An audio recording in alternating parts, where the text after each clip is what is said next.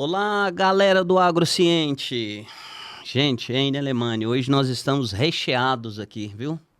Recebendo uma Pensa nisso pessoa aí. especial, né? Muito, muito especial. Sabe por quê? Nós estamos recebendo aqui no Agrociente um produtor rural, um médico, um professor, um empresário e um deputado estadual. Com a gente aqui, Leonídio Bolsas. Satisfação, Leonídio. Muito obrigado pela sua presença aqui. Leonídio, faça um resumo desse contexto todo. Como é que você concilia tudo isso aí, né? Um tanto de profissão que você traz e carrega no seu histórico aí, e ainda, além disso, a vida política. Primeiro, eu gostaria de dizer da minha satisfação de estar aqui ao lado de você, Claudinho Vilela, do Enio Alemani, e aqui no Agrociente, para a gente conversar um pouquinho sobre tudo, né? Nós vamos falar aqui daquilo que vocês quiserem, né? Bom. E para mim é uma satisfação estar aqui com vocês. E a vida política, em primeiro lugar, ela vem como uma responsabilidade, né? A gente ingressou na política achando e crendo até hoje que nós poderíamos dar uma contribuição para que, primeiro, a nossa cidade fosse melhor, que o nosso estado fosse melhor e contribuir para que o Brasil seja melhor. Isso foi o que nos moveu e nos move até hoje, estar contribuindo para que a vida das pessoas seja melhor. E é claro que a política, ela não pode ser um meio de vida. Então, por isso que quando eu ingressei na política como vereador na cidade de Uberlândia, eu já era médico formado, né?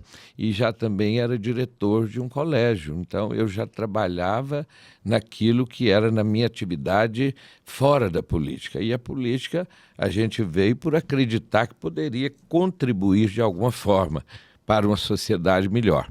E com o passar dos tempos, eu acabei também, além de continuar no ramo da educação, né, sou diretor de uma faculdade, sou diretor de colégio, ou seja, eu nunca abandonei a minha atividade.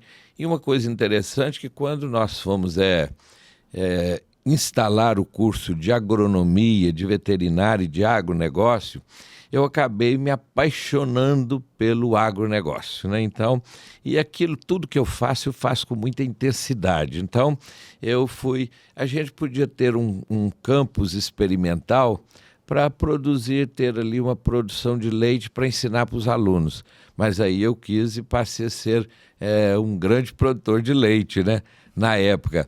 Aí eu comecei a plantar milho e fui plantar soja. Isso virou já anos e anos, né? Mais de 2 décadas que eu sou um produtor rural, e tudo isso iniciou-se com esse trabalho que eu faço na educação.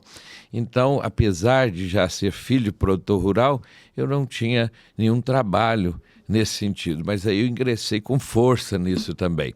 Então acaba que a gente está ligado à área da saúde por ser médico, à área da educação, à área da produção rural, e por isso que eu sou sempre uma pessoa que admiro e respeito aqueles que empreendem, porque quem faz o empreendimento é que faz a coisa acontecer.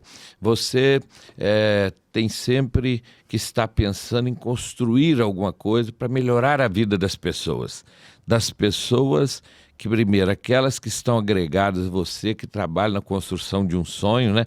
Vamos plantar ali, nós temos que ter um monte de gente envolvida naquilo. E depois nós vamos transformar a vida das pessoas, de todos em volta. Olha, o Claudinho, eu já tenho áreas aqui em Uberlândia que a gente tinha pastos degradados, pastos que não eram usados, ali naquela região do Sobradinho, é um exemplo que eu dou, que hoje são todas áreas agricultáveis graças a um trabalho que nós fizemos naquela região. Então, é uma transformação você olhar no mapa do Google e ver que não tinha nada ali. Hoje são áreas de plantio e de produtividade boa na área da soja, do milho. Isso é transformar a vida de uma região e ajudar as pessoas a se desenvolver. E a política? A política é o todo, porque Você só pode ajudar em massa, ajudar muita gente, transformar a vida de muita gente é através da política. Então, eu sempre defendi as boas práticas da política, né? Eu sempre vejo a política, até por ela não ser meio de vida meu, infelizmente, com o passar dos anos, a política passou a ser o meio de vida das pessoas. Isso não é bom, porque a política tem que ser a forma como as pessoas querem contribuir com a sociedade melhor. Mas ali não pode ser o meio de vida da pessoa. Ela tem que estar trabalhando as suas atividades privadas e assim por diante. Leonídio, você carrega 3 situações onde a experiência humana ela é muito testada. Como médico, aquele eterno compromisso com a vida. A própria frase que o senhor disse aí de a política tem que melhorar a vida das pessoas, né? E também como professor, ou seja, alimento não só a questão do corpo, mas da alma, né? A educação. Então, o senhor está em pontas aí como professor, a área da educação, a medicina que tem compromisso com a vida, e como produtor, aquilo que dá sustento. E a caneta de estar na Assembleia Legislativa defendendo o povo mineiro. Qual a sua maior percepção da dificuldade dentro da nossa Assembleia para os interesses de Minas Gerais? A gente está apimentando um pouco a conversa, né? Porque nem tudo é flores. Estar na Assembleia Legislativa, como representar esse povo mineiro? Olha, o primeiro eu quero dizer que o papel do parlamentar, não só da Assembleia, mas de uma Câmara de Vereadores, da Câmara Federal, do Senado, eu queria um pouco falar do papel do parlamentar. O parlamentar, ele tem, primeiro, o papel de legislar. Legislar, ou seja, fazer leis. Na verdade, essas leis, tem muita gente que fala que o Brasil tem leis demais. Tem leis assim, o povo fabrica lei como se estivesse fazendo um pão, né? De tantas leis. Uma produção. E uma produção em massa. Não é isso, porque legislar deve ser, pode até ter, quando você fala em legislar, até dar o nome de uma rua é uma lei. Mas em que isso muda a vida das pessoas? Em nada, né? Então, a gente tem que procurar fazer os projetos de leis que possam fazer melhoria na vida das pessoas. O que significa isso? A lei orçamentária. Você vota uma lei de orçamento onde você destina recursos para áreas da saúde, da educação, para a construção de um hospital municipal, como é o caso do Hospital Municipal de Uberlândia, que muita gente pensa, por ele ter o nome de Hospital Municipal, que ele foi construído com dinheiro da prefeitura. Temos que saber que lá tem dinheiro, metade do Estado e metade da prefeitura. Quantos sabem disso? Pouca gente. Muito. Aquele hospital foi uma luta minha e do saudoso deputado Luiz Huberto Carneiro. Então, que nós trouxemos metade dos recursos para aquele hospital municipal e durante muitos anos ajudando, através das leis orçamentárias votadas na Assembleia, recursos para aquele hospital. Ele ficou anos com recursos do município e do Estado. Quando você coloca uma lei para a criação de escolas em bairros que não tem, isso tudo é uma lei, só que é uma lei que trata de orçamento.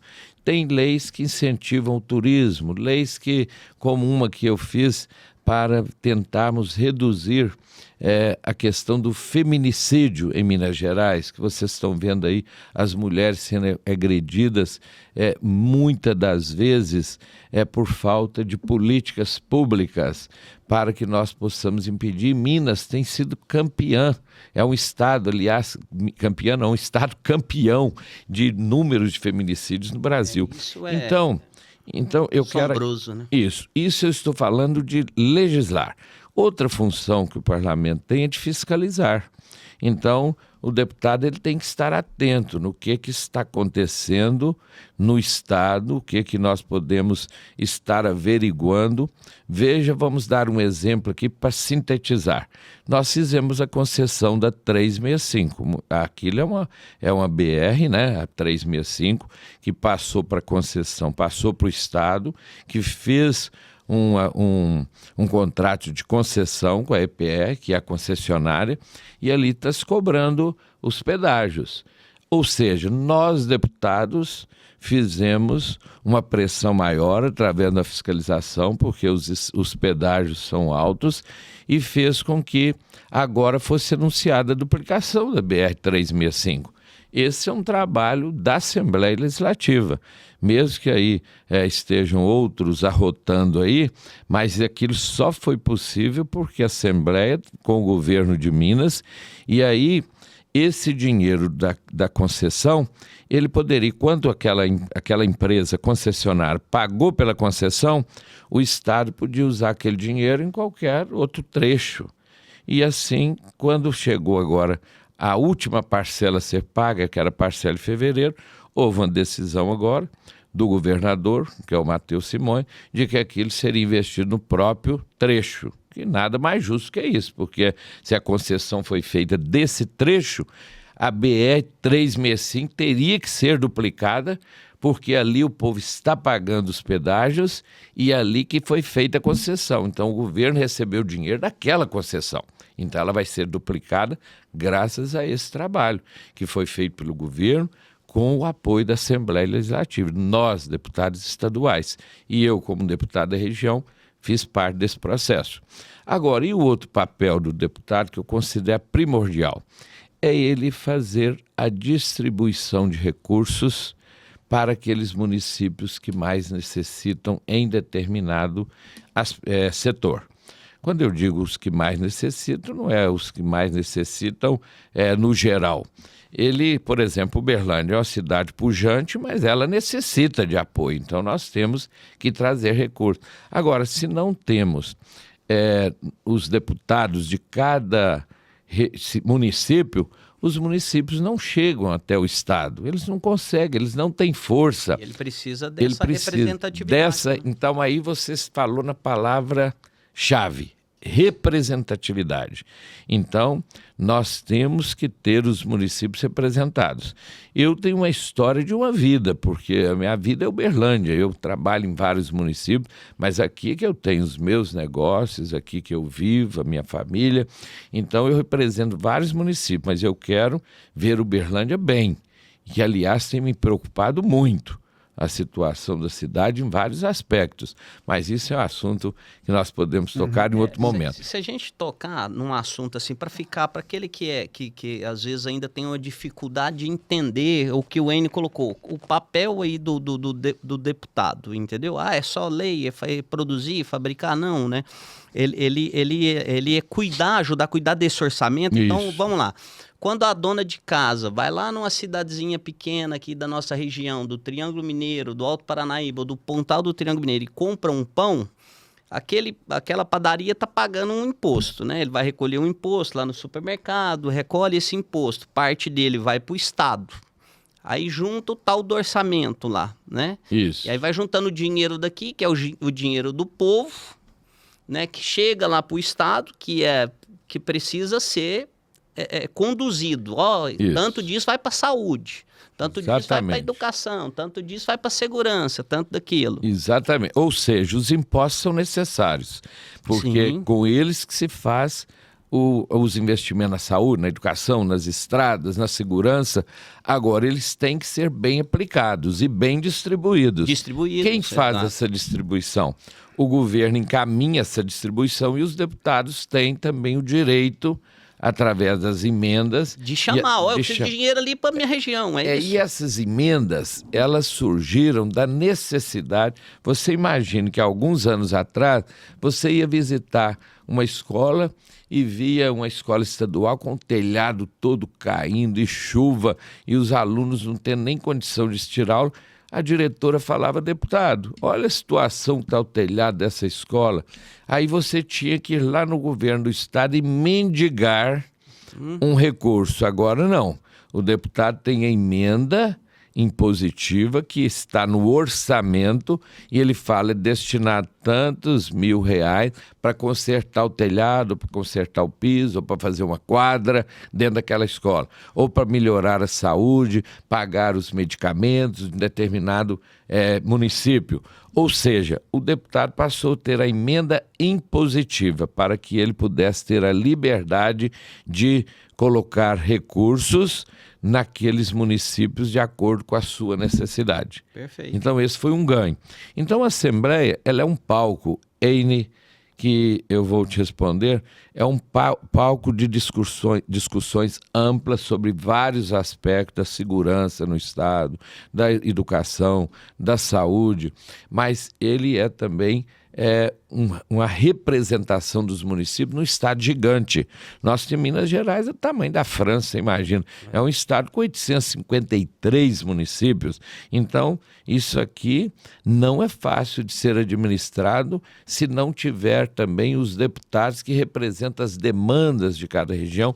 E, na verdade, os deputados têm uma relação mais próxima com a população. Com essa relação mais próxima, a gente ouve as pessoas. Então aqui, eu ando aqui para Uberlândia, eu ando em Canápolis, Tupaciguara, Monte Alegre, é assim que nós vamos fazendo as melhorias. Então veja você, por exemplo, aquela rodovia ali de Tupaciguara a Araporã, estava intransitável.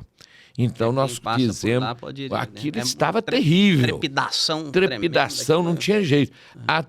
Aliás, eu sempre passei por ali e tive 2 viagens últimas em Araporã que eu nem estava mais passando, preferi ir pela duplicada, né? Até que vai para Itumbiara e chega a Araporã. Agora virou um tapete. Virou como? Por causa do trabalho que nós fizemos, aliados o prefeito Neto, o prefeito Xinguinha, fomos até o governador, ainda com o Zema, ele deu prioridade, o Matheus Simões continuou esse trabalho. A estrada está praticamente pronta, graças a um trabalho que nós fizemos junto ao governo do Estado. Ali não é emenda, porque ali é uma obra de 90 milhões, ela consumiria todas as emendas de mais de anos de um deputado. Então, e nós temos que ajudar vários municípios. Mas é um trabalho parlamentar associado a mostrar a importância para o governo de se fazer aquele recapeamento. Nessa visão, deputado, de transformar a vida das pessoas, para mim essa é a maior filosofia que um político pode ter, é essa consciência do seu papel, né? E eu diria, a legislação, o legislar, o fiscalizar, mas isso aqui, por exemplo, um deputado, para as pessoas, né, dar importância ao voto, como pode mudar, além delas melhorarem a vida na questão do orçamento, da destinação correta dos dinheiros públicos, alguém que brigue. E é uma bandeira do senhor, né? Por exemplo, não deixar um IPTU ficar abusivo. Não é, às vezes, também só ser propositivo, é também não deixar que coisas ruins possam passar dentro de uma Assembleia. Procede esse raciocínio, né? Sem dúvida nenhuma. E eu até vou aproveitar essa fala sua para dizer que eu estou percebendo que a política se afastou da vida real das pessoas. Então, o cidadão, hoje, ele não está aguentando. Tem políticos, infelizmente, que vivem de brigas, né? Brigas através ideológicas, né? Um fala que é da esquerda, outro que é da direita. Isso ali alimenta para o eleitorado. Eles, não, eu quero votar naquilo porque ela é da direita, aquilo porque é da esquerda. Isso tudo alimenta uma briga que quem sai ganhando são os políticos que estão nessa briga. Eu nunca gostei dessa briga ideológica, porque eu me importo com a vida real das pessoas. Eu sei que o cidadão acorda de manhã, ele enfrenta um trânsito, então ele quer ter um trânsito bom, ele quer ter alguém que se preocupa com a vida dele, ele vai levar a sua criança na escola, ou quando ainda não tem escola, na época das matrículas, quer uma vaga na escola, ele depois está preocupado, tem que marcar uma consulta para ele ou para a esposa, para os filhos, eles têm que ter um bom atendimento à saúde naquela cidade, ou seja, ambulância não tem ideologia, posto de saúde não tem ideologia, o SAMU, que foi uma realidade que o Uberlândia viveu com muita política em cima, ele não tem ideologia. O SAMU é para melhorar o atendimento à saúde das pessoas na questão de emergência. Então, eu sempre me preocupei com a vida real das pessoas. Eu quero saber de que maneira eu posso ajudar para que o cidadão possa viver melhor, possa viver com dignidade. Por isso que eu entrei e estou à frente dessa briga contra o IPTU abusivo. Nós tínhamos o IPTU na cidade. Ele estava barato. Poderia ter feito essa discussão, mas não na calada da noite, mandar um projeto para a Câmara, aumentando esse IPTU em muitas e muitas vezes. Em alguns casos, aumentando 20 vezes o valor do IPTU. As pessoas estão com suas rendas diminuindo. O Brasil vive um momento difícil. Aliás, é triste a gente falar, porque a vida inteira o Brasil está sempre vivendo um momento difícil. Mas o que eu estou vendo, essa situação do país estar sempre vivendo momentos difíceis, é porque não se investiu naquilo que era o essencial, que era a boa educação e uma boa saúde. Veja você que quando eu saí vereador, em 88, muitos anos, o meu santinho, aquele que você usa para distribuir com o seu, lá, o seu panfletinho. Falava o santinho. O meu panfletinho, o meu santinho era educação e saúde. Passaram-se 40 anos, continua sendo saúde e educação. Por quê?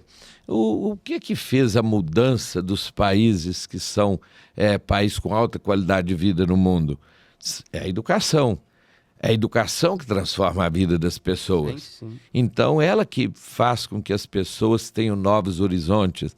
E eu vejo que aqui no Brasil, quando veio a Constituição de 88, foi quando eu ingressei na política, eu estava super animado, porque a Constituição falava que tinha que se investir 25% da arrecadação dos municípios era obrigado a ser investido na educação. A dotação orçamentária, né? Era 25% na educação, ou seja, eu pensei, nós vamos virar agora uma Coreia do Sul, uma Taiwan, nós vamos virar um tigre asiático, porque nós vamos desenvolver de verdade. Mas a maioria dos homens públicos entenderam que investir em educação era só construir escolas bonitas. Não, tinha que se investir no processo educacional, investir nos professores, investir na mão de obra que era responsável pela educação. Não só o castelo, né? Não era só o castelo, tinha que investir na comunidade, no entorno, era inserir, fazer as comunidades participarem da vida das escolas, porque tudo de bom acontece dentro de uma escola, quando ela está sobre boa direção. Você consegue afastar as doenças no entorno, naquele bairro, através de uma boa educação. Veja a questão da dengue, né? Tudo isso aí poderiam as escolas ser o local de luta, de saída, né? Do batalhão para enfrentar a dengue. Não teríamos terrenos com lixo, não teríamos água estancada, parada para haver proliferação do mosquito. Ou seja, quando a educação está em primeiro lugar, tudo acontece de bacana. É a verdadeira transformação. É a verdadeira transformação. Eu vi ontem que o Brasil já estava, infelizmente, perdendo a guerra, a Copa, já tinha perdido para a Noruega antes do jogo começar, porque a Noruega é um dos países que tem menor índice de corrupção no mundo, a população tem um bem-estar incrível, a educação é gratuita, de boa qualidade. Eles quando descobriram o petróleo no Mar do Norte, entre a Noruega e o Reino Unido, no final da década de 60, eles criaram um fundo soberano, onde o governo não poderia gastar esse dinheiro do petróleo, poderia tirar uma parte da renda dele para se investir no país, mas não poderia gastar esse dinheiro. Então eles criaram um fundo soberano que hoje tem 2 trilhões de reais nesse fundo soberano. De reais não, de dólares. Esse fundo soberano tem ações da Google, da Apple, de tudo, ações de empresas do mundo inteiro fora da Noruega. E o governo não pode vender essas ações. Ou seja, porque ela é uma riqueza do povo ela é uma norueguês. riqueza do povo norueguês. Agora você visão, imagina, né? você imagina. É bom demais. E aqui, quando veio o pré-sal, eles falaram que eles iriam usar o petróleo do pré-sal para melhorar, investir na educação, ia criar um fundo soberano. Esse fundo soberano deveria ter 400 milhões, parece que só tem 180 milhões. Por quê? Porque já se gastaram, já meteram a mão no dinheiro do Fundo Soberano. Aqui as regras não são seguidas, eles fazem regras, mudam ao bel prazer, aí vai gastando mais do que pode. Qual que é esse problema de juro que nós estamos vivendo, que está acabando com o agronegócio, está acabando com o empreendimento, os empresários estão todos sufocados no Brasil? Uma taxa Selic de quase 15%, estava em 15%, está aí 14 e pouco, mas está há anos já assim. E quem vai empreender a um custo desse? Como que alguém consegue fazer o negócio prosperar, criar empregos, melhorar a renda das pessoas, que se tudo o que se faz no país é para pagar bancos, para pagar juros? O finado José Alencar, que foi senador, vice-presidente, falava: não é possível construir um país com taxas de juros tão elevadas, porque não existe empreendimento, não existe expectativa de criação de empregos e renda. E isso tudo por que o juro é tão alto? Porque o governo gasta mais do que arrecada. Como ele gasta mais do que arrecada, o governo tem que pegar todo o dinheiro disponível no mercado para ele mesmo e pagando taxas de juros elevadas para que o dinheiro fique só com ele. E aí não tem investimentos privados, não tem nada. E está mais do que provado que o que movimenta as economias de uma forma permanente é o setor privado. Ao governo cabe arrecadar os impostos que sejam justos, sejam corretos, daqueles que estão fazendo a economia movimentar e aplicar os recursos de forma correta na educação, na saúde, na segurança, na infraestrutura, através de boas estradas. Aqui não. O governo quer colocar a mão em tudo, nada funciona, depois passa para a iniciativa privada. Vamos acontecer com as estradas, né? Vamos dar um exemplo aqui. Sim. As estradas brasileiras, eles inventavam tudo para melhorar as estradas. Tinha a TRU, era a taxa rodoviária única, veio o IPVA para ajudar também, que era para precisar de manutenção das estradas. Veio. Esse dinheiro caía tudo no caixa único, não dava conta de fazer investimento em estrada, tiveram que passar as estradas para a iniciativa privada. Aí vem com os pedágios. Por que com a iniciativa privada a coisa funciona? Ou seja, com os pedágios está se fazendo a duplicação das estradas, muitas como as estradas paulistas, né, que funcionam já há décadas, sim, privatizadas. Ou seja, aqui só o privado é que funciona, o que é do governo ninguém deixa funcionar direito. E aí, voltando para finalizar a questão do imposto, esse IPTU abusivo em Uberlândia tem feito as pessoas pensar até se mudar. Pessoas aposentadas que não vivem da sua aposentadoria, moram em bairros como Fundinho, como tudo, ele não tem de onde pagar esses impostos tão caros.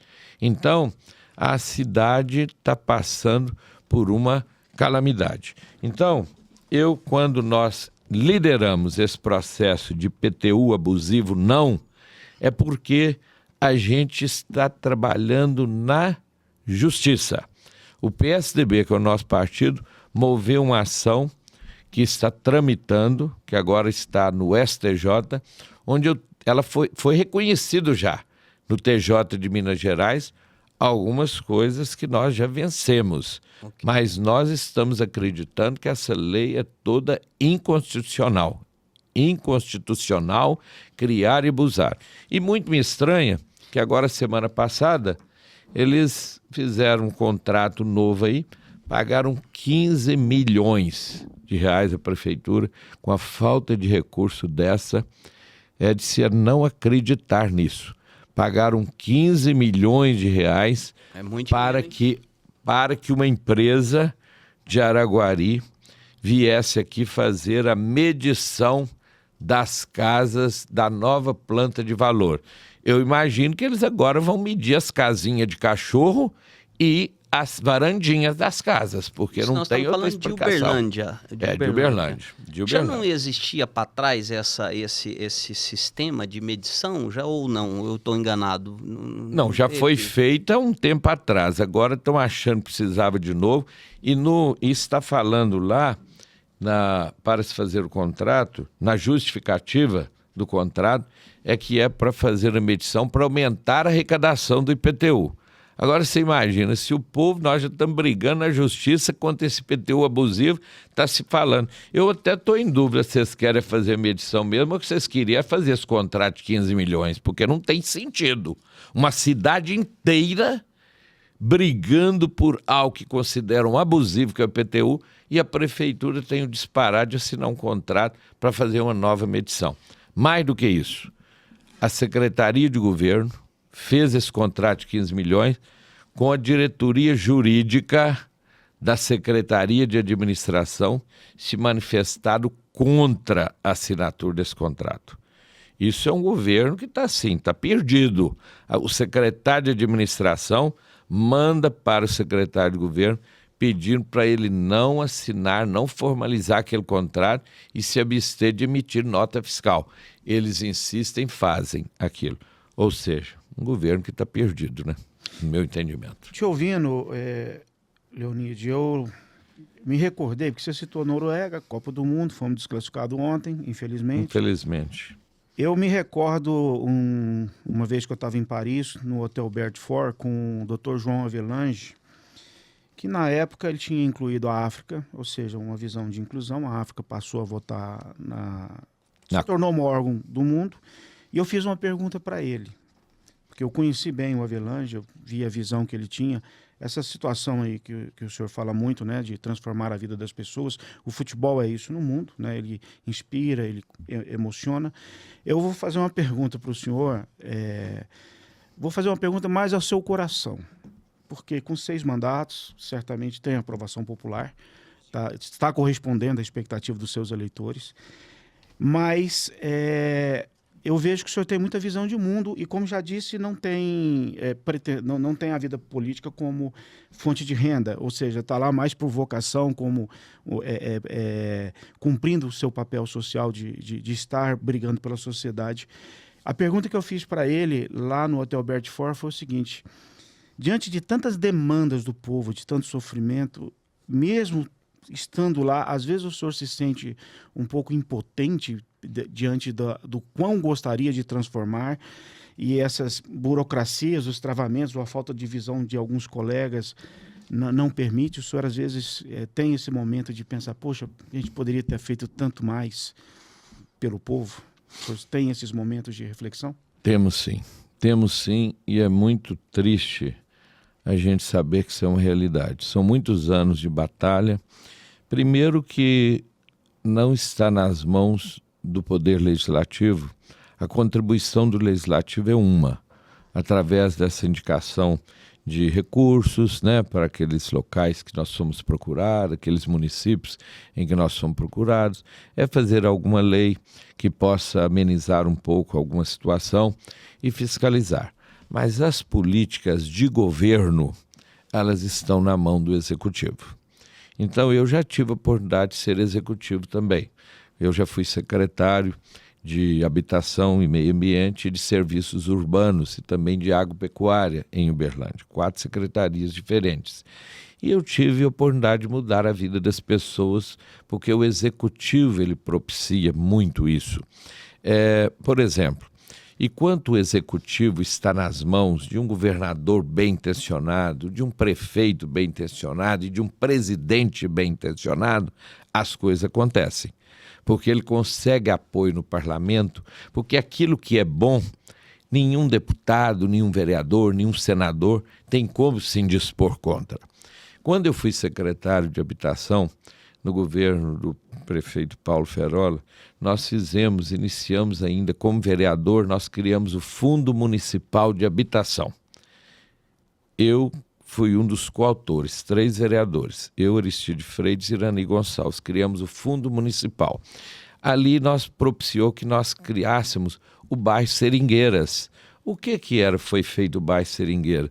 Nós fizemos, já que não tinha condição de atender todo mundo com as casas da Caixa Econômica Federal, que foi quando nós fizemos atendimento, criamos o bairro São Jorge ali, o São Jorge 4, hoje São Jorge, mas era o São Jorge 4, Laranjeira, Paineira, daquela região toda, Regina, São Gabriel, hoje chamada de Grande São Jorge.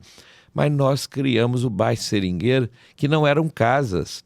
Nós fizemos ali, urbanizamos os lotes, e nós fizemos ali entrega de 1.800 lotes, onde as pessoas pagavam uma mensalidade baixinha, e eles pagavam, na verdade, a mensalidade no início era R$5, passou para 7, terminou em 12.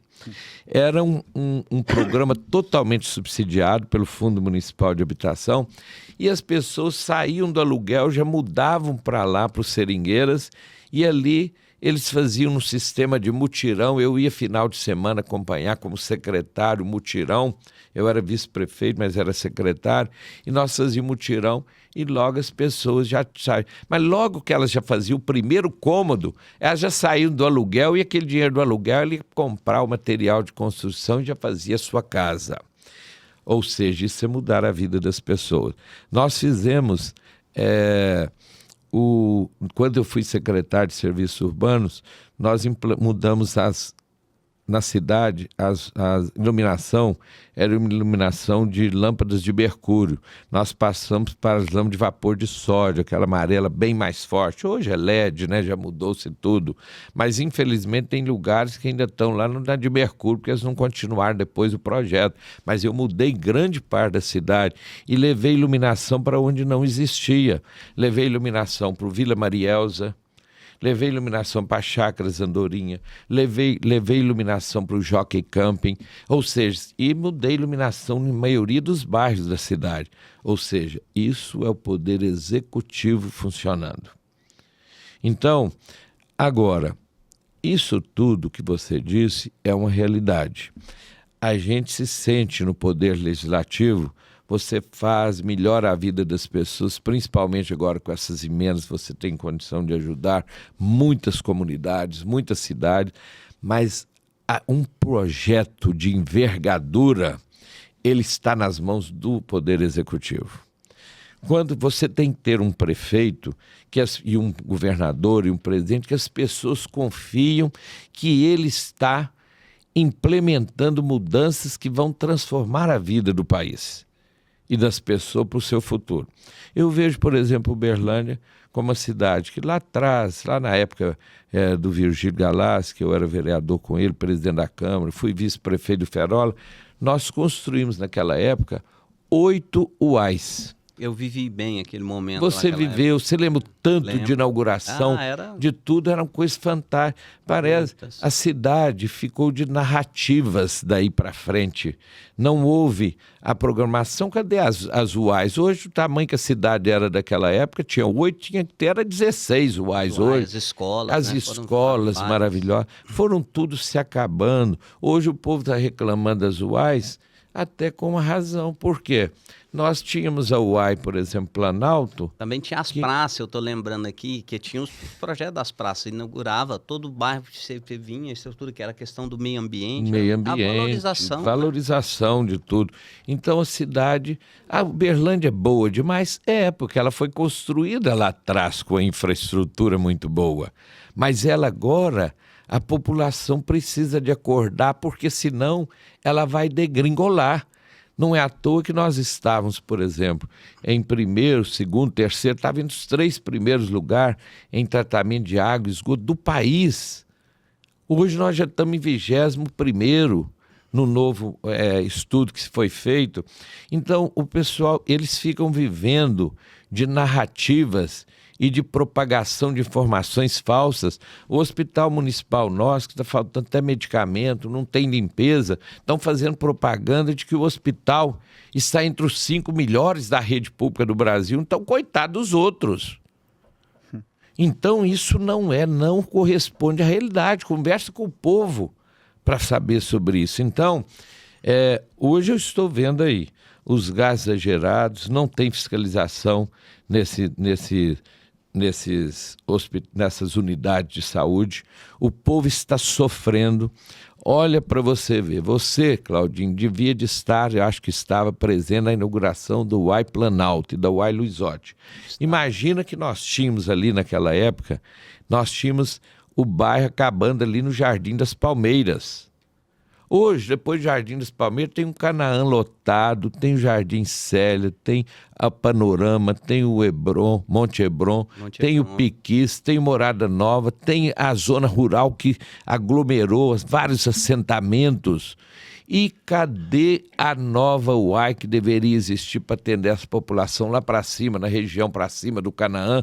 Ou seja, a cidade cresceu e eles ficaram vivendo de propaganda de tudo que foi feito antes. Eu estava presente, inclusive, em inauguração de escola que vocês fizeram na época, lá no Morada Nova, porque era impossível, não é que era impossível, mas era muito difícil o pessoal vir estudar. Fizemos melhorias, a escola Freitas Azevedo, Morada Nova, maravilhosa, Leandro na zona rural, indo pro Prata, tudo feito durante os nossos governos. É muita coisa, mas é muita que nós fizemos e acabou que outros até se apoderaram um pouco, como se essas obras fossem deles, porque na verdade isso foi feito lá naquela época de Virgílio, Paulo Ferola, que eu tive a oportunidade de conviver com esses dois grandes prefeitos que Uberlândia teve. Eu também falo que foi uma história, um legado para mim, porque eu convivi tudo isso aí, era bem próximo, a gente prestava serviço, estava muito próximo ali. Leonídio, voltando num assunto assim, bem próximo da questão do IPTU, há um tempo atrás eu também gravei um vídeo disso aí, coloquei na minha rede social. A questão das taxas de cartório, né? E eu também vi que em determinado momento passou recentemente aí, dentro do estado de Minas Gerais aqui, alguns abusos de taxa cartorária e ainda continua. Como que é esse trabalho de definir de taxa? A Assembleia participa disso? Tem esperança? Tem melhoria? A Assembleia não só participa, como ela vota sobre isso. Então, verdadeiro descalabro essas taxas de cartório.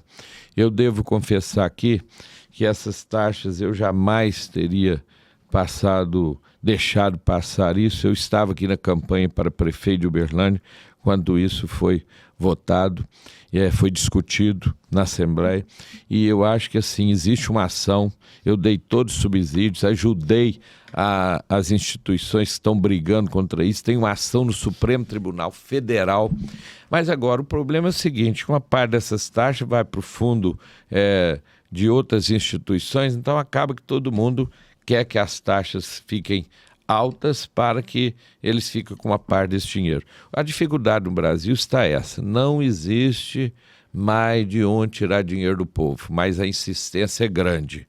Vamos continuar, eles estão gastando o que não tem, o governo, tanto federal, todos os níveis de governo querem gastar onde não tem mais dinheiro para tirar do povo, o povo não aguenta mais, os empresários não aguentam mais pagar tantos impostos e daqui a pouco não vai ter, as empresas vão todas quebrarem, porque ninguém dá conta mais disso. E as pessoas estão fechando os olhos, as pessoas que eu digo dos governos, elas estão criando mais e mais taxas, mais impostos. Veja você a situação que está, por exemplo, o agronegócio que nós estamos aqui vivendo hoje. E você sabe que no agro teve uma diminuição dessas taxas cartorárias, porque nós movimentamos muito, mas continua a construção civil sendo cobrada exageradamente, um setor que dá tanto emprego como a construção civil, só para fazer uma taxa cartorária, são milhões de reais. É assim, é um verdadeiro assalto ao bolso do cidadão.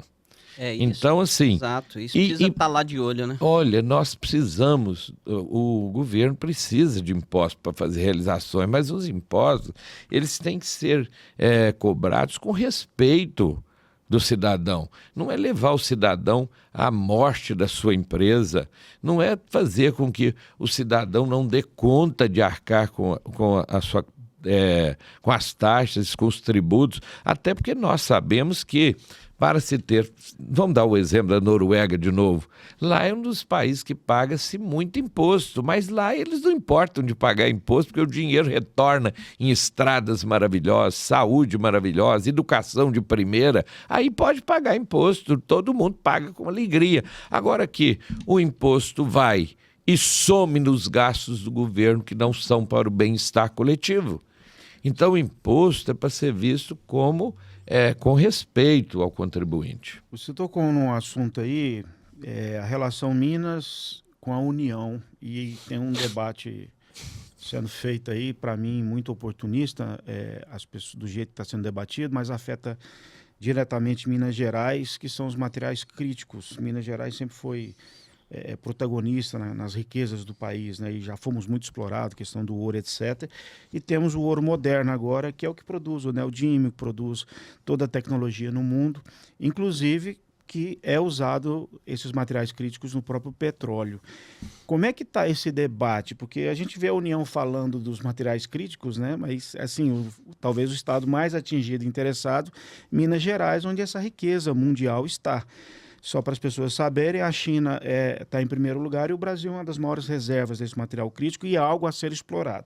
Como o senhor falou do governo que é mais dinheiro, essa ambição desenfreada, né, e que aperta o povo, como é que está esse debate ou a visão na Assembleia dessa riqueza sendo conversada? Até parece que o Minas está meio à parte desse debate, pelo menos na visão do que a gente escuta da União. Eu sei que Minas sabe o potencial que tem. Como é que o senhor vê esse debate a nível de exportação, de como Minas deve se posicionar? Eu vejo com muita tristeza a situação de Minas Gerais. Minas Gerais foi terra de grandes líderes do país. Nós tínhamos aí não só Juscelino Kubitschek, Tancredo Neves, tantos outros que atuaram de forma importantíssima na política brasileira. Veja você que mesmo na época dos militares, pouca gente sabe, quando tinha os governos militares, mas sempre para fazer para não haver uma afronta total ao povo, acabava que tinha vice-presidentes civis. Nós tivemos 2 mineiros, Pedro Aleixo, que foi vice-presidente, Aureliano Chaves, que depois ajudou a fazer a redemocratização do país, eram vice-presidentes de governo militares civis que eles eram, de Minas Gerais, porque Minas Gerais sempre foi o estado síntese, né? A gente fala que Minas é a síntese mesmo do Brasil, porque aqui você fala assim, o Triângulo Mineiro. Nós temos aqui, a nossa política é muito semelhante à de São Paulo e a goiana também. É verdade. É Goiás, é o centro-oeste aqui, paulista, é um negócio meio que misturado. Você vai lá para Juiz de Fora, região da Zona da Mata, ali eles brincam, são os cariocas do Brejo, né? Que não é o carioca lá do mar, mas é o carioca do Brejo, que são os mineiros da Zona da Mata. Aí você vai para o norte de Minas, até a forma de votar deles é semelhante ao que se vota na Bahia, no Nordeste. Sul da Bahia ali. O sul de Minas vota como São Paulo. É muito próximo o estilo de vida. É o estado pêndulo, né? É o estado. E aí, você pega só Belo Horizonte, a região metropolitana como Vale do Aço, que seria a Minas das montanhas mesmo, né? Que seria essa Minas Gerais mesmo. Com isso, nós tivemos grandes líderes e hoje nós estamos pedindo para que Minas tenha de novo uma força nacional. O Brasil sente essa falta de liderança de Minas Gerais. Veja você que o Rio de Janeiro, que se enriqueceu muito, apesar dos problemas todos que vive com a questão do crime organizado, mas o Rio de Janeiro, ele se enriqueceu muito com a questão do petróleo, dos royalties, tudo. Minas Gerais, ela não teve o respeito que precisava desde a Constituição. Esse é o sentimento e ele é real. Nós não temos quase obras federais aqui em Minas Gerais. Nós estamos brigando para fazer duplicações aí. Essa aqui está saindo por causa da concessão. Mas nós estamos brigando por lá para 381, que liga no Vale do Aço. Nós temos problemas gigantes, enquanto que São Paulo, o governador Tarcísio de Freitas, mesmo sendo adversário do Lula, mas fez várias obras em conjunto com o governo federal. E Minas Gerais foi simplesmente abandonada. Numa briga que ficou entre o governador Zema e o governo federal, quem pagou o pato foi o povo de Minas Gerais. Nós ficamos aqui sem investimentos, nós não temos grandes obras sendo realizadas aqui. Até hoje nós temos aí capengando, agora que está saindo algumas coisas que saem de vez em quando do metrô de Belo Horizonte, mas quer dizer, coisas que estão avançadas. O Nordeste está pululando de investimentos ali naquelas capitais nordestinas e Minas é o lugar do problema. Aqui nós temos uma das legislações ambientais, eles falam que é das melhores do país, são das que mais travam. Elas não deixam os investimentos acontecerem. Isso aqui é um dos piores sentimentos que eu tenho, e de acordo com o que eu estou falando aqui, é motivo para que eu seja agredido depois, porque eu estou falando de uma legislação ambiental que prejudica muito. Veja a questão, por exemplo, dos javalis, que eu tenho falado muito. Eu já fiz uma audiência pública na Assembleia de Minas, porque os javalis atacam as propriedades rurais. O povo não é obrigado a saber. Não podemos, o povo nunca tem a culpa. Tem gente que fala, o povo é que tal. Não, o povo não tem a informação correta, então a culpa não é da população. A população não tem culpa se ela não tem a informação correta. Tem gente que me fala, vocês estão falando em exterminar os javalis, em fazer... Não é, são os animais inofensivos, coitadinhos dos javalis. Os javalis atacam pessoas, os javalis atacam as nascentes, eles têm, por causa da temperatura deles, tem que ser controlada por eles mesmo, eles procuram, eles têm uma expressão que a gente usa, eles chafurdam nas áreas de nascente e acabam com as nascentes para que eles controlem a temperatura ambiente. Teve um crime ambiental que eles fizeram na área de captação de água em Uberaba, alguns anos atrás, que 2 bairros ficaram sem água devido à invasão dos javalis. Eles atacam propriedades, inclusive a minha propriedade já foi invadida, atacam lavouras inteiras. E se aparece um cachorro, eles acabam com o cachorro. Se aparece uma pessoa, eles atacam a pessoa. Causam doenças. Se essa febre aftosa, por um acaso, ela perder o controle, nós não conseguimos. Nós vamos retroceder décadas. Muito. Que nós demoramos a conseguir ficar livre da febre aftosa. E nós estamos correndo risco porque os javalis estão invadindo, eles transmitem a febre aftosa e várias outras doenças. Além disso, eles não são uma espécie nativa do Brasil. Eles vieram, é considerado uma espécie exótica. Eles não são do nosso país. Eles foram trazidos da Europa para cá para fazer uma criação. Eles saíram do controle, invadiram e hoje estima-se que tenha de 7 a 10 milhões de javalis no Brasil. E eles saem, essa região de Capinópolis aqui está toda infestada. Aqui em Uberlândia também tem muito. E nós fizemos uma audiência na Assembleia justamente para a gente diminuir os entraves para isso, para ter o caçador. Quem hoje faz o controle de javalis no Brasil? Só tem um personagem nisso. Que é o caçador. Né? O caçador, se fosse um país sério, o caçador estava pedindo uma remuneração para fazer isso, viu? Porque a gente andou conversando aí nos bastidores, falando desse assunto, com alguns caçadores aí, aqui em Minas Gerais, e ele estava me dizendo até que, acho que Santa Catarina paga, já tem uma coisa que o Santa Catarina está pagando os caçadores. Por quê? Porque tá virando... gravíssimo. É gravíssimo. Para as pessoas entenderem, é só olhar na Bíblia o que é o gafanhoto entrar e acabar com tudo. Então, esse trabalho que o senhor está fazendo aí, que está na sua pauta, é de extrema importância. E Leonídio, o que eu posso te garantir, assim, fala de caçadores aí, né, que tem autorização, enfim, ele me relatou essa questão da nascente. Ele falou, Cláudio, tinha nascente aí que a gente conhecia lá, já não tem a nascente mais, porque eles vão pisoteando em cima dessa nascente. Exatamente. Né? E aí, mas e a proteção? Ninguém estava lá, não cuidou? Não. tava com proteção. Olha para você ver, ainda vai colocar a culpa no produtor. Você imagina, o produtor, o que ele mais quer é cuidar da sua água, porque uma terra sem água, ela não tem valor. Nós precisamos de água na propriedade. Então, os produtores rurais, de verdade, eles amam a proteção às suas nascentes, eles cuidam daquilo, porque sabem que é essencial para si, para eles mesmos. E aí, quando acontece, tem todo um entrave, uma burocracia e vários órgãos enchendo o saco do produtor rural, acabando com a tranquilidade das pessoas. E quando existem pessoas querendo colaborar, você vê, um bandido, ele consegue andar aí numa boa, com arma que não é registrada, não tem autorização. Como que ele consegue transitar tão bem?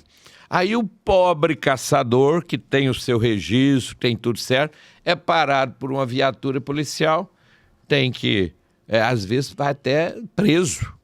Vai para a delegacia, tem que prestar esclarecimento. Mesmo ele tendo autorização. Gente, esse país não é para amador. Isso aqui está virando um caso mais e mais sério a cada dia que passa. As pessoas de bem, elas estão sendo perseguidas.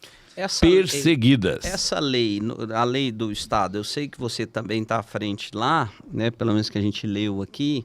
Ela já a lei aí para liberação do javali no estado de Minas Gerais, ela evoluiu? Ela do ano passado? Evoluiu. Foi feita uma nova lei que está permitindo que a Secretaria de Agricultura e Pecuária e Abastecimento tenha aí, através de um cadastro, os caçadores e tudo, uma melhoria nisso. Mas o que eu procurei fazer no encontro que eu tive na Assembleia, não é nem só... A lei, ela pode ser uma beleza. O que ela tem que ter na verdade, a comunhão de todos os atores envolvidos. Então, o que falta? Ou seja, por exemplo, da polícia, as entidades, tem que ter a entidade. polícia, o Ministério Público, a Associação de Caçadores, o governo, através da Secretaria, sindicatos rurais, eles se unirem e falar, gente, isso aqui é para o bem da comunidade. Talvez falte essa comunicação. Falta essa comunicação. Vamos dizer, sindicato, polícia militar, o sindicato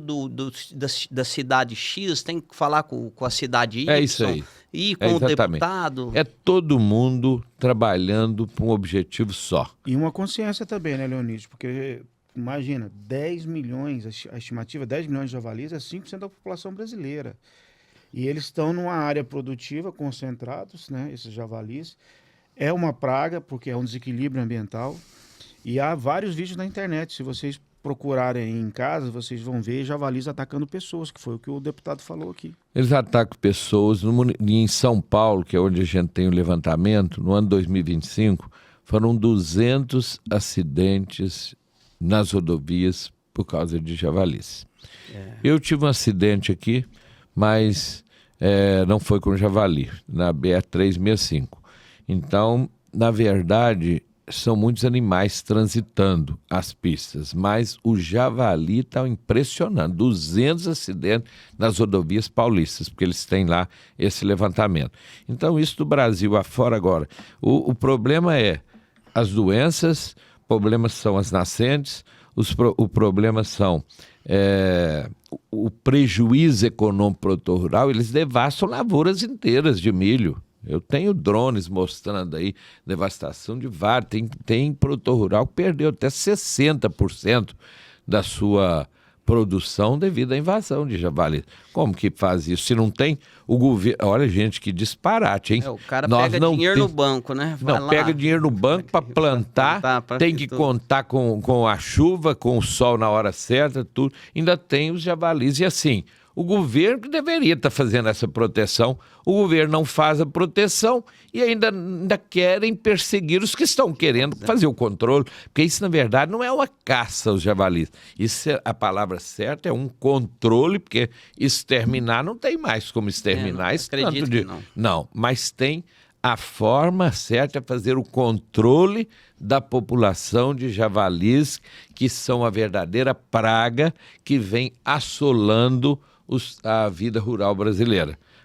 Virou uma questão de segurança pública, porque atacam pessoas, virou uma questão ambiental por causa do desequilíbrio. De saúde pública. De saúde pública, que pode atacar, inclusive, no caso, a febre aftosa, que pode espalhar. Exatamente. Então, assim, é um assunto muito delicado, essa questão do javali. Ô, Leonídio, pode falar. eu, assim, nessa questão do agronegócio também, você, como deputado estadual, produtor, né, tem no sangue aí, conhece na veia, e o estado de Minas Gerais, ele parece que ele, assim, quase não tem representatividade no agronegócio, mas na verdade se engana, né, porque Minas, ela tem uma contribuição nessa parcela aí desse PIB nacional, né? Eu mesmo tive a oportunidade de ir na Chapada Gaúcha, andar ali, que tem mais quase 50 mil hectares plantados.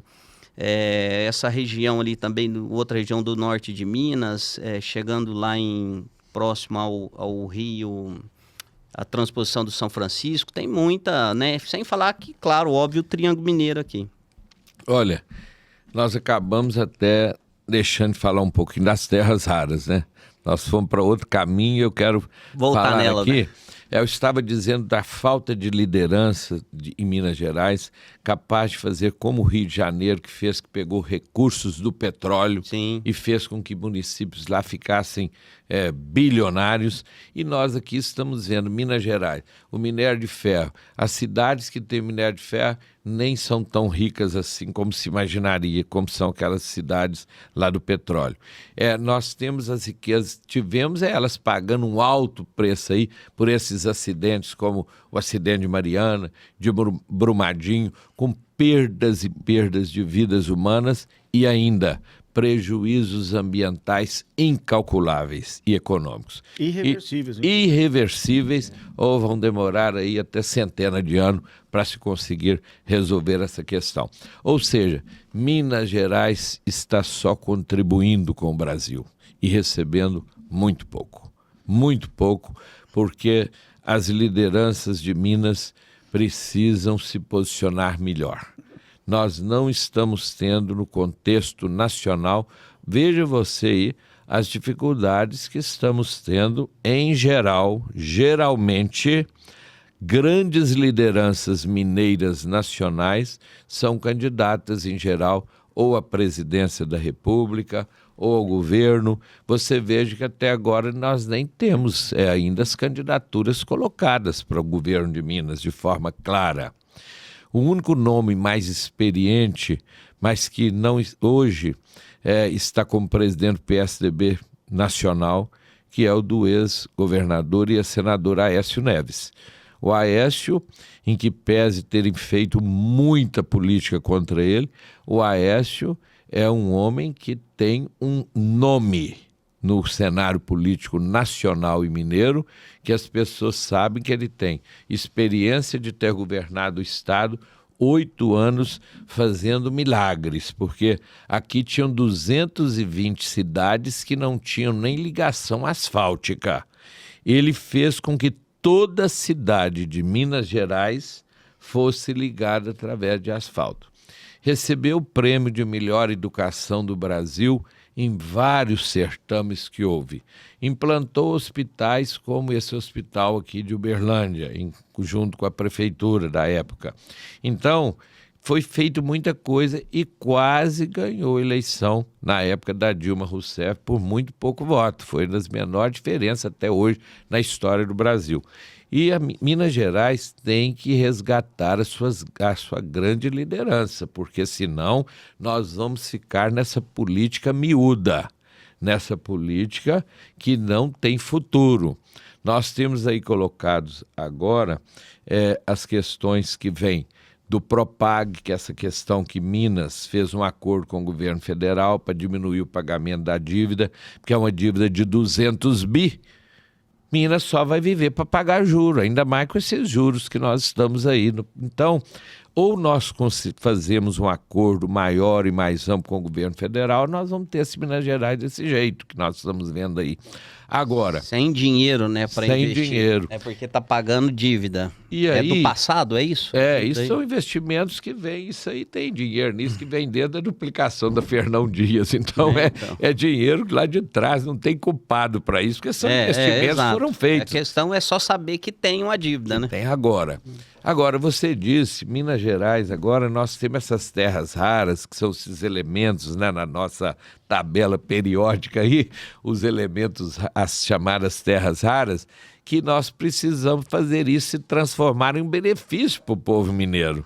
Nós não podemos ver isso tudo a escoar, igual nós temos o nióbio de Araxá, né, que é uma riqueza, esse aí mais comentado, né, do que os outros, que agora que está falando lítio e outros.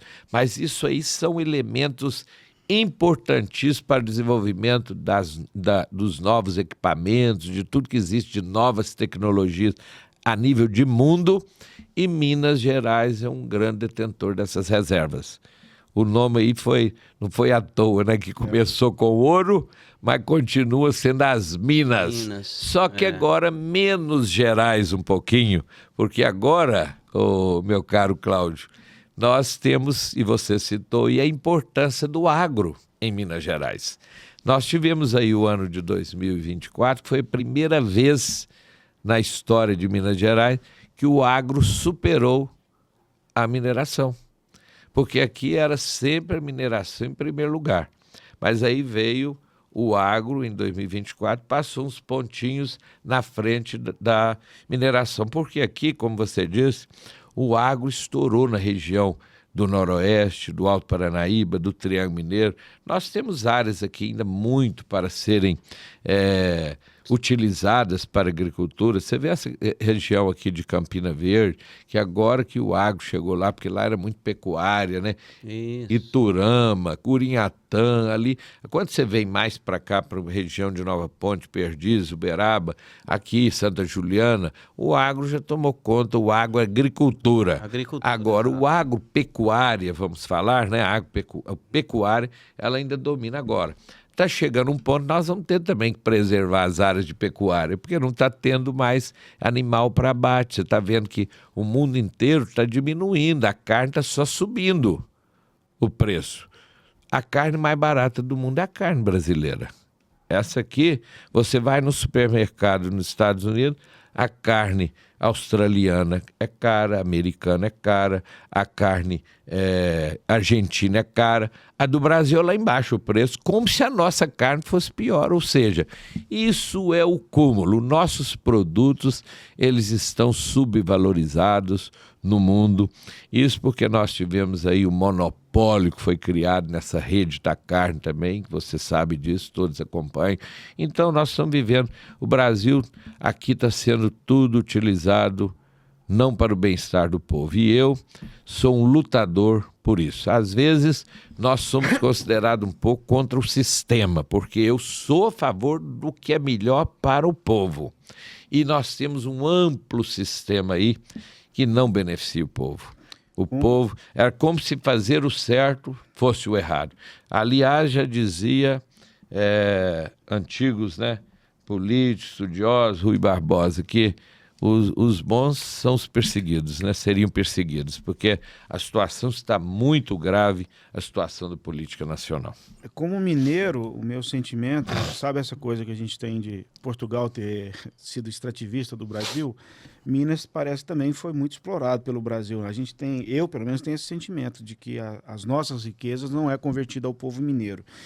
Mas eu quero falar de saúde, Leonídio. O SAMU, por exemplo, é um projeto que você dedicou bastante e ele foi retomado agora em Uberlândia, ou implantado em Uberlândia, né? Na verdade, o SAMU, ele, quando Minas nem tinha SAMU ainda, nós lutamos para implantar o SAMU em Minas Gerais. Ele foi implantado no sul de Minas, depois em outras regiões. O SAMU de sul de Minas era o maior SAMU do Brasil. Ele atendia 150 cidades, você imagina, hein? 150 municípios, maior. E aí nós lutamos para vir implantar ele aqui no Triângulo Mineiro. Fizemos várias reuniões, nós temos aí vídeos, tem até no meu no meu Instagram, né? Lá. No Leonídio, @Leonídio Boucas, né? Que é Leonídio Bolsa, sem a cedilha, que onde a gente fala da importância de ter o SAMU, e eu fiz essas reuniões com os prefeitos na época. Em 2017 foi implantado o SAMU. Uberlândia não quis fazer parte do SAMU. O prefeito daquela época não quis o SAMU. Não sei por quais motivos, aliás, não sei quais motivos. Motivação política, não quis o SAMU, tinha aqui o serviço municipal, que era o SIAT, e acabou que eu, numa reunião que estavam presentes vários prefeitos, no vídeo que está no Instagram, está mostrando o ex-prefeito de Monte Alegre, doutor Último, na época, o doutor Saulo, já falecido, ex-prefeito de Monte Carmelo, e no vídeo ali eu disse que eu havia conversado com o governador e também com o secretário de saúde, e nós iríamos implantar o SAMU, mesmo que Uberlândia estivesse de fora. Nós não poderíamos colocar uma região de joelhos por causa de uma única cidade. O que aconteceu? O SAMU foi implantado em 2017, graças à nossa atuação política, ao nosso trabalho, e se tornou uma realidade no Triângulo Mineiro. E aí, o que aconteceu? Ele agora foi implantado em Uberlândia, com muitos anos de atraso, e nós temos que a ideologia não podia prevalecer. Uberlândia era a única cidade do Brasil com mais de 500 mil habitantes que não tinha o serviço do SAMU. E eu, na eleição, quando fui candidato a prefeito, eu ainda disse, vou implantar o SAMU porque ele é necessário. E aí esse que é hoje o prefeito atual diz, isso é ideia ultrapassada, esse SAMU não funciona, e tá no vídeo, aí em tudo para quem quiser ver. Foi obrigado a implantar o SAMU. Por quê? Porque o SAMU é realidade para melhorar a vida das pessoas em todo o Brasil. Então, eu não me interessa se ele mentiu para a população, se usou aquilo para fazer afirmações falsas. O que interessa para mim é que o SAMU está implantado, o SAMU eu ajudei e trabalhei para que ele fosse implantado no Triângulo Mineiro, e ainda bem que ele está presente hoje em Uberlândia. Pensando em região, e Uberlândia é região, né? Porque cada deputado lá da Assembleia representa mais aprofundadamente uma região do estado. Como você é daqui, infraestrutura, saúde, investimentos, que a gente pode falar assim, Leonídio Bolsas trouxe para a região, trouxe para Uberlândia, quase que um histórico aí que o senhor possa mostrar para a população o que foi o trabalho do Leonídio Bolsas nesses anos de deputado, de representação. Deixa eu te dizer, eu sempre tive presente, principalmente, como eu te disse, em todas as causas relacionadas principalmente à saúde e educação. Na educação, nós temos inúmeras escolas estaduais, que são 63 hoje, eram 67, mas nós tivemos algumas escolas que passaram para o município, que era escola de 1º ao 5º ano. Escolinha só de criança até o 5º ano. O Estado fez um projeto e fez um convênio com os municípios e repassou para os municípios. Mas nós temos escolas que foram construídas com o nosso trabalho. Você veja que agora nós estamos trabalhando para novas escolas, nós temos uma anunciada, que é a Escola 13 de Maio, porque hoje nós estamos, ao invés de abrir escolas e manter escolas pequenas no centro, o governo optou por pegar escolas que estão com pouquinhos alunos no centro, eles estão jogando esses alunos para outra escola mais próxima e estão levando aquela escola, ela mudando de endereço. Não é uma escola com um nome antigo, né? Então, a 13 de maio é um exemplo, que nós vamos fazer uma escola nova lá no bairro Jardim Célia, que é para atender toda aquela região que não tem uma escola de ensino médio ali. Então, vai atender Monte Hebron, Jardim Célia e várias outras. Daqui a pouco precisa de outra escola no Piquis também, porque virou uma cidade. Então, Ederlino Lanes, nós estamos sempre ajudando essa escola no Morumbi. Essa escola era na Cesária Alvim antigamente.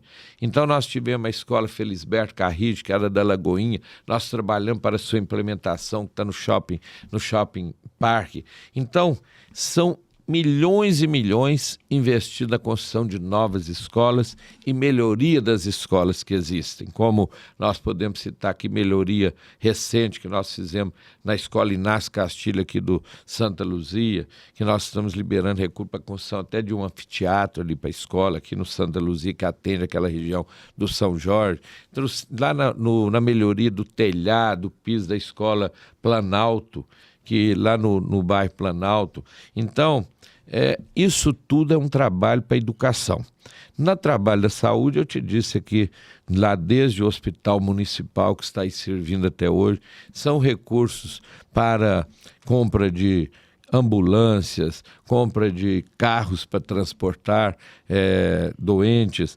Eu não sabia, Claudinho, eu tive aqui, eu entreguei no governo em 2000 e imagina uma cidade desse tamanho, eu até assustei quando eu doei as primeiras UTIs móveis da história de Uberlândia, que não tinha nem uma UTI móvel. Eu falo, não é possível. Quando eu doei essas ambulâncias, essas UTIs móveis grandes, né? Sim. Eu falei, não é possível, Uberlândia não tem nenhuma. Depois nós doamos aí numa leva só 14 carros para atender a saúde. O Hospital do Câncer, que eu já ajudei de duas formas, tanto com recurso, como também como cidadão, que através da instituição que eu dirijo, nós contribuímos mensalmente. A gente ajuda. Isso aí são as verbas de custeio que ajudam a manutenção dos hospitais, em alguns casos de escolas, isso tudo esforços aí como deputado estadual. Exatamente, a gente, são verbas que a gente chama para custeio.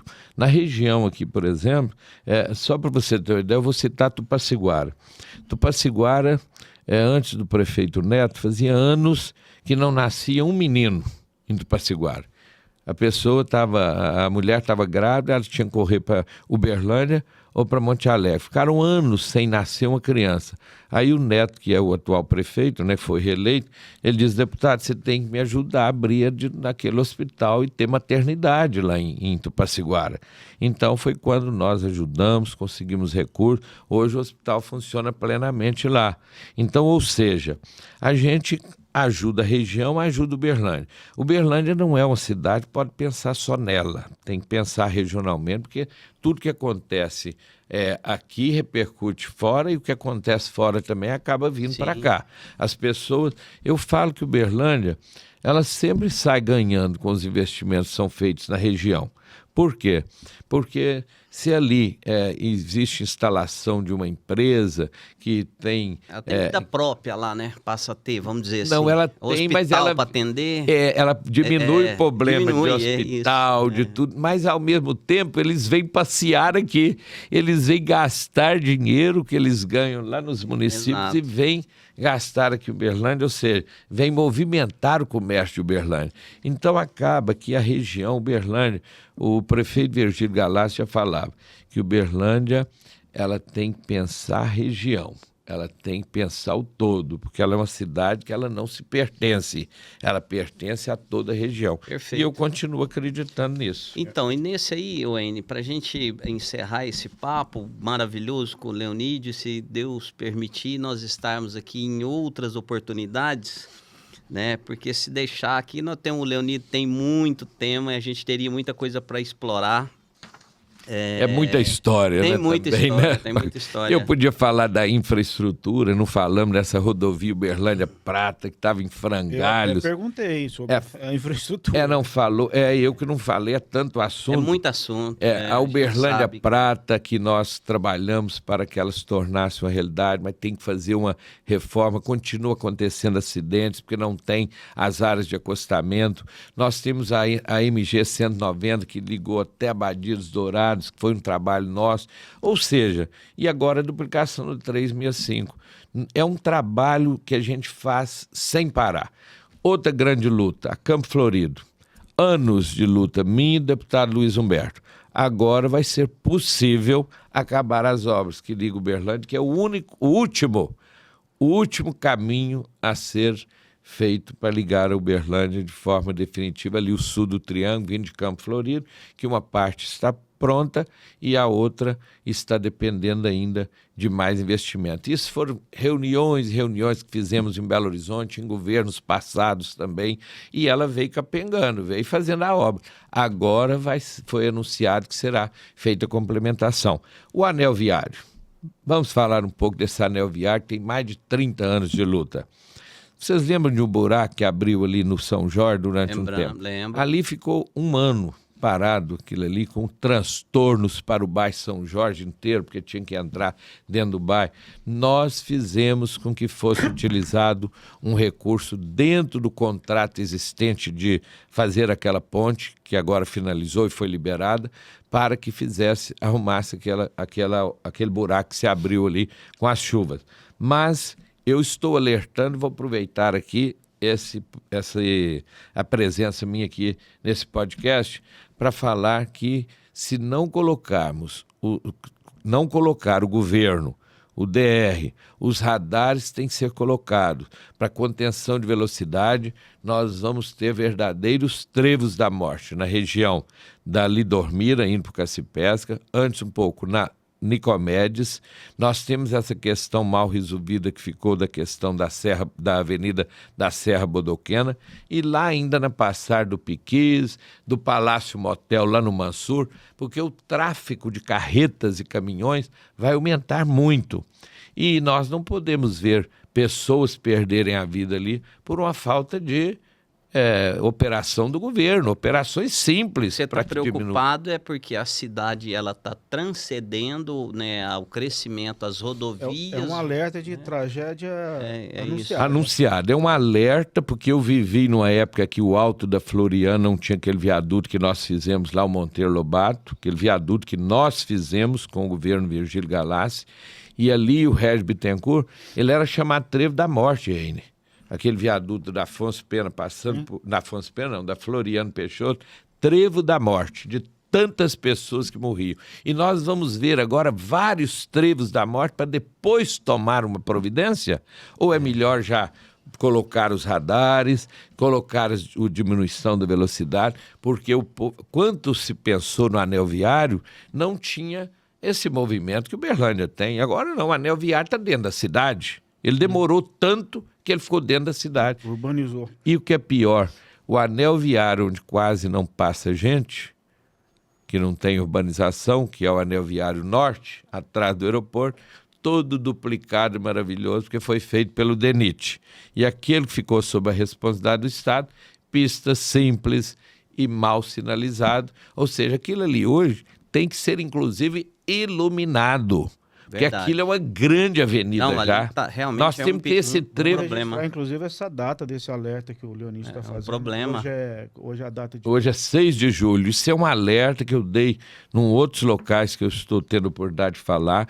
Tome-se as providências antes que tenhamos tragédias. Ou seja, e também vamos lutar para a iluminação daquela avenida. Não vou nem falar anel viário, que aquilo ali virou uma avenida da cidade. Verdade. Para quem que não conhece Uberlândia e tudo mais, ela é um importante trecho de ligação. Quem chega de Uberaba e vai atravessar aqui para o outro lado da cidade, ela realmente vai aumentar o movimento e se torna esse transtorno. Você ainda está aí ansioso? Quer mais uma pergunta? Eu teria muitas... Vamos agradecer. Não, eu tenho algumas aqui que eu acho que é importante, aproveitando a presença do deputado. Nós já temos um toque da produção ali que nós temos outros compromissos. Mas eu espero que o deputado confirme depois, outras vezes com a gente, que vai ser uma honra, Leonídio, você estar aqui para a gente aprofundar mais. Mas eu vou resumir o seguinte: o futuro de Uberlândia e Minas, as principais bandeiras do deputado e a sua percepção do cenário 2026 político. Olha, primeiro que eu acho que nós, apesar de todas as dificuldades que nós mostramos aqui, nós também estamos mostrando avanços, né?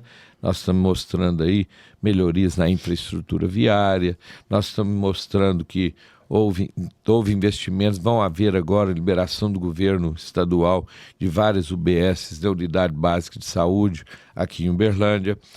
Mas o que eu acho é que a nossa política ela depende muito do que vai acontecer a nível federal também. Então, eu não perco a esperança de que o povo vai sentir que precisa agora de ver uma liderança que apresente novos caminhos para o Brasil, em todos os setores. Nós estamos precisando de um projeto de país. Ô, gente, eu não conheço assim nada que se fale como foi feito nos Estados Unidos, vários presidentes que lançaram programas, como, por exemplo, o Plano Marshall, que foi a participação dos Estados Unidos na reconstrução dos países destruídos na guerra. Querendo ou não, os Estados Unidos ganhou muito com aquilo, porque vendeu produtos à vontade para a construção daqueles países, né? Então fez a economia americana viver momentos gloriosos e tudo. Fora o protagonismo que os Estados Unidos passou a ter, o protagonismo que ele passou a mandar até a voz no mundo. E os Estados Unidos, apesar de ser muito atacado e tudo, ele contribuiu demais no mundo, contribui até hoje nas causas humanitárias, é o país campeão, nem ajudar os outros. Mas o que interessa aqui é que nós estamos precisando ter um projeto para o país. Um projeto que vá além disso que está aí. Por exemplo, muita gente fala em programas que tem Bolsa Família. Bolsa Família foi importante para tirar muita gente da pobreza, mas só isso não adianta, porque as pessoas não podem ficar dependendo disso a vida inteira. Elas têm que ter uma esperança, elas têm que ter uma luz de que a vida delas vai melhorar, que ela não vai ficar dependente só daquilo. Então, mas acaba que as pessoas, até porque eles não têm o conhecimento, eles acabam se acostumando com aquilo, porque a pobreza é tão generalizada que a pessoa está satisfeita, está recebendo pelo menos o que comer. Agora, nós estamos tendo denúncias desse dinheiro sendo utilizado aí para apostas. É outra coisa que o governo tem que tomar uma posição em relação a essas bets, estão acabando com as famílias, com o povo. Gente, é muita coisa para ser atacada e os governos é que têm que tomar conta disso. Eu fico assim alarmado e preocupado de como que nós vamos fazer para ter governos que realmente estejam mais alinhados com a vida real das pessoas. As pessoas, como eu disse aqui no início, a pessoa sai de casa, ela não quer nada mais do que ela ter uma segurança para ela ir até o seu trabalho, poder trabalhar, voltar para casa em segurança, ela ter uma escola para colocar os seus filhos, ela ter e dar uma boa educação, ela ter um acesso a uma saúde, e o resto a pessoa faz, ela compra sua casa com dinheiro, ou com mesmo programas habitacionais que o governo possa encampar. Então, Eine e Claudinho, eu tenho esperança. Se eu não tivesse, eu não estava na política, né? Eu tenho esperança de que nós podemos ainda fazer com que esse país tome novos rumos baseados em educação de qualidade, em formação das pessoas com uma responsabilidade social maior, que as pessoas que se envolvam na política pensem no bem comum e não no seu bem próprio, né? Em primeiro lugar, o bem comum. Pode ter, vai ter o seu negócio, é tão comum as pessoas... a pessoa não participa de uma entidade aí que só faz o bem, mas ela tem sua empresa, tem tudo. A política tem que ser vista assim também, que as pessoas podem ter outras atividades e ela se dedicar à política para servir a população, construir um mundo melhor. Antes de você fechar, até para ter um corte muito maneiro aqui, Leonídio, eu proponho o seguinte: aquela câmera ali, você vai estar olhando para as pessoas que estão nos vendo. E eu fiquei olhando mais para cá, né? Sim, sem problema. Não, mas está perfeito. Mas esse é direto para quem está te vendo. Tá. Como o Brasil está polarizado, nós estamos em ano de eleição, eu queria que você, como deputado, como homem, como cidadão, como médico, educador, enfim, tudo que te envolve, você olhasse para aquela câmera e falasse com o eleitor. A forma que o brasileiro precisa ver a política, como ele pode contribuir para ajudar a mudar o país, já que é um ano decisivo de eleição, a importância da eleição. Você desse uma mensagem final para as pessoas que estão vendo, para a gente fechar. Então vamos. Pode ir. Pode. Eu mesmo, vai Ou nem você fazer mesmo. pergunta, né? Não, você Então eu pode... vou entrar dentro daquilo que eu tô falando. A pergunta não é uma pergunta, é, Leonídio, fale com o público. Seu sentimento. Na verdade, tudo que você... Aquilo que eu é o já que tô você já falando, né? falou. Mas de uma forma resumida, para tocar o coração do eleitor, porque Exato. ele é participativo no processo político, né? Você... Mas ele é pode como se eu estivesse contribuir. conversando com vocês Isso, mesmo, né? Sim, exatamente. Do mesmo jeito, É isso aí. né? Pode só mais olhar lá para o pessoal que vai estar te vendo, como se estivesse falando para O eles. que o Leonídio é, o que o Leonídio espera e o que o Leonídio já enxergou e vivenciou em tudo isso. E como é que você transforma isso em esperança para essas próximas etapas da vida aí da população? Nós estamos aí há poucos meses, né? Na verdade, são menos de 100 dias da eleição. Então, eu quero dizer assim, para todos aqueles que nos assistem, as pessoas que estão nos seguindo, que eles vejam que nós podemos e devemos acreditar num Brasil melhor. Nós temos que ter esperança, mas para que essa construção aconteça, é preciso que a população, que as pessoas estejam mais antenadas com o que vai acontecer nas eleições. E para que os erros sejam menores, ou seja, para que todos nós possamos acertar mais, é preciso de ver aquelas pessoas, vamos dizer, que estão mais alinhadas com a vida real das pessoas. Aquelas pessoas que estão, aqueles homens públicos que têm experiência, que não têm só discurso, que têm história. Eu costumo dizer há muitos anos que quando uma pessoa vai procurar um emprego, um trabalho numa empresa ou em qualquer lugar, a primeira pergunta que a pessoa que está contratando faz é o seguinte: qual que é a sua experiência? O que é que você tem no seu currículo? Então, eu acho que os erros seriam muito menores na política se as pessoas passassem a observar o que aquelas pessoas que estão aparecendo, o que elas já fizeram, qual que é a sua história, qual que é a sua participação no processo. Porque hoje, com as redes sociais, todo mundo fala o que quer, propõe o que quer, mas é preciso de saber quem tem condições de executar, de falar a verdade, de estar realmente comprometido com aquilo que a população mais precisa. Olha, é preciso deixar claro que as pessoas não vivem de promessas, as pessoas não vivem de ilusões. Os hospitais não têm ideologia, como eu disse, as ambulâncias não têm ideologia, o SAMU não tem ideologia, uma escola não tem ideologia. As pessoas precisam de estar antenadas com quem se preocupa com a sua realidade do dia a dia, não em defender ideologia, porque a ideologia não sustenta a vida de ninguém. E eu tenho a esperança de que o Brasil vai ser melhor, Minas Gerais pode ser melhor e vai ser melhor se nós tivermos aqui pessoas compromissadas com a vida real das pessoas.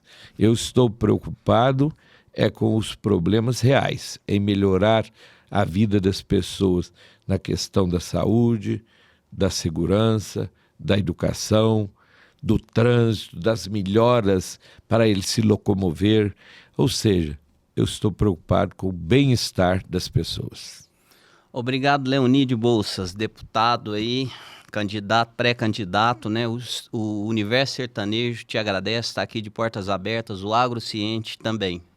Agradecer o Noel também, viu, Noel? Um abraço aí, obrigado. E é isso. Esse é o Universo Sertanejo, o Agrociente. Já sinta-se convidado de estar aqui outras vezes, Leonídio. Muito obrigado, Eine. Muito obrigado, Claudinho Vilela. Uma alegria estar aqui com vocês. Eu espero que nós possamos juntos estar aí discutindo, levando mais informações para a população. Vamos sim. Porque quanto mais informada, mais ela tem condições de realmente participar da construção de uma sociedade melhor. Muito obrigado. Gratidão. Eu que agradeço.